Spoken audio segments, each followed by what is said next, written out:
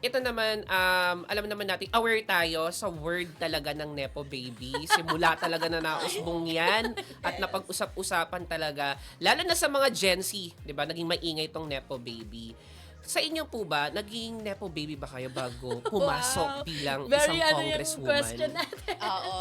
Well, ako, galing talaga ako sa humble background. Samahan niyo pa ako sa bahay ko eh. Ako, tubong Malabon ako. Mm-mm. And nakaranas ng baha, no, 4 na beses sa buhay ko. Nung siguro up until 15 ako, yung pamilya namin ay nakikitira sa essentially workers quarters ng isang kumpanyang pinagtrabahuan ng tatay ko. Tapos nung nag-move yung company na yon in a different location, naghanap kami ng rerentahan. Hanggang ngayon, nasa bahay kaming nirerentahan. Wala kaming sariling lupa, no?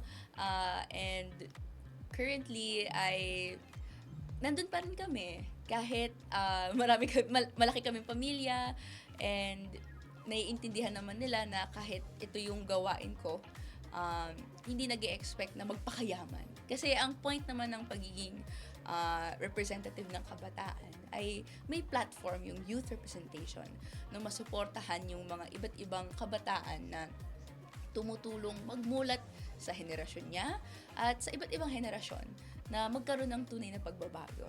Ayun. And ayoko nang honestly maulit yung nangyayari sa amin na binabaha kami. Nabaha kami Milenyo, Ondoy, 2012 Habagat. Yes, And yes, yes. ito lang 2024 Karina. Can you imagine, no? 2012 yung last na baha mo. Baha. And then biglang 2024 may baha.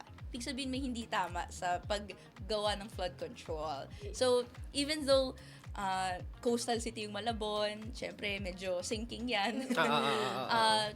Ang gawain naman namin, or at least yung personal kong pinanghahawakan, ayokong manirahan yung kabataan sa mga syudad na lulubog pala. At malulubog sa baha eventually.